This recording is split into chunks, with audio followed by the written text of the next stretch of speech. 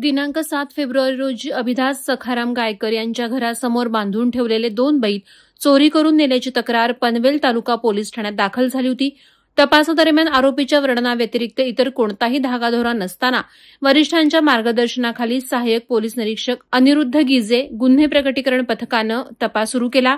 तांत्रिक तपासावरून तसंच उपलब्ध सीसीटीव्ही फुटेजच्या आधारे यातील 2 आरोपींना मुंब्रा ठाणे येथून ताब्यात घेऊन त्यांची सखोल चौकशी केली। त्यानंतर काही आरोपी नांदेड येथे असल्याची माहिती प्राप्त झाल्याने आणखी 2 नांदेडमधून अटक करण्यात आली आहे।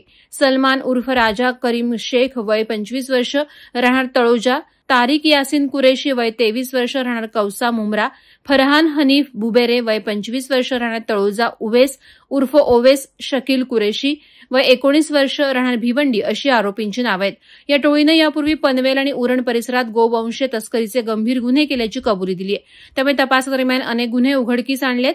या आरोपींवर रोहा, खालापूर, पेण, नागोठणे, पनवेल, तळोजा, डायघर, डोंबिवली, पाचोड, कल्याण इत्यादी पोलीस ठाण्यात गुरे चोरीचे गुन्हे दाखल आहेत। अशा प्रकारचे गंभीर स्वरूपाचे गुन्हे करणाऱ्या टोळीचा बिमोड करण्यात पनवेल पोलीस यशस्वी ठरल्याने त्यांचं सर्वत्र कौतुक होत आहे।